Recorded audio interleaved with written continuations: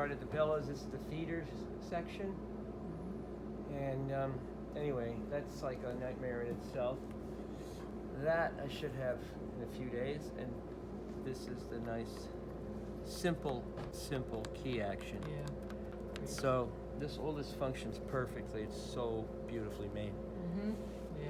Keys are here.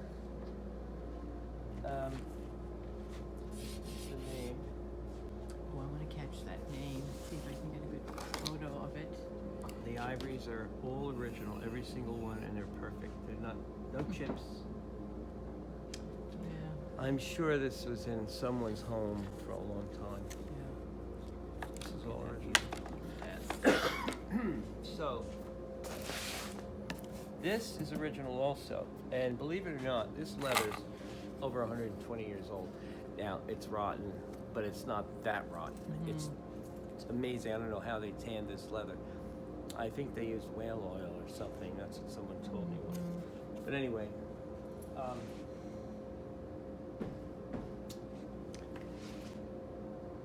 Well, this is the next thing. Once I get this together, I don't like having a lot of parts laying around, because sometimes I have to hop off one job and go to a different job, and then I forget you lose what I'm doing. the My flow. momentum, yeah. So these are the ribs. I've got to put the ribs on here today, and they're a little stiff because the leather's new. Yeah. And that's it. Yeah. The case is across the hall. Yeah. Well, the case was beautiful. The We case know is that. rosewood. Yeah, it was gorgeous. Yeah. Yeah.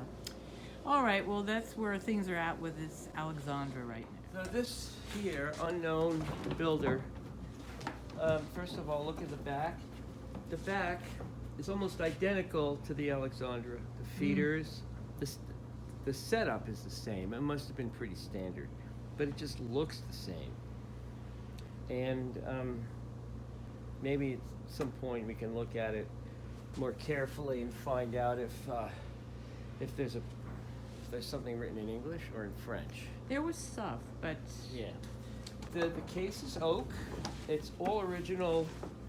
I mean, the case doesn't really need refinishing. It just needs some cleanup, Yeah. and it'll look nice.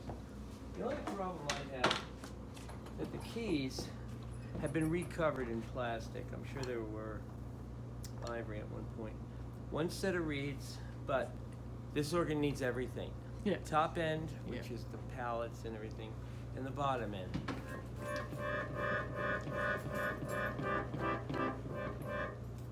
yeah. And that's it. Well, I think the significant thing from my point of view is it has the same capability as your Alexandre, but it's, according to you, softer. It's soft. I think it's half the volume. Yeah, and of course, probably the tonal characteristics of these two instruments is quite different. Yeah. This one, you think it was a home instrument then, for people to play in their homes? Yeah, absolutely. Well, most of them were. Yeah. Most of them were. The smaller ones. The bigger ones could have been in a church, Yeah.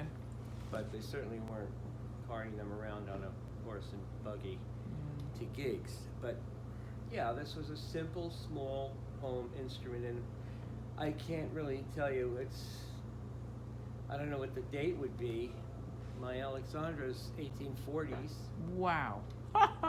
Well, that makes it. I think it makes it much better, Yeah. and more valuable than this one. This is the same period, and it very well could be mid-19th century. I mean, it's been around for a long time, but the cost of something like this might have been $50. Right. Yeah. Well, for my purposes, this instrument, which I was hoping that it would be loud, it may not be loud enough for what I envision its purpose to be, and that's critical. It's a pity, because it's the right size for my car. The But Alexandre's a little smaller. It's a little shorter. It Mhm. doesn't have this hump. higher, yeah, right. Well, this sort of encapsulates it, because when you're dealing with these kind of restorations, apart from the immense amount of time you have to put in, is on the other end, if you put in that time, you have to have an instrument that has historic value and the unique sound of the 19th century French harmonium, and that's what I'm looking for, especially a small one that is as loud as I could get it. That's my goal. Well, thanks, Tony.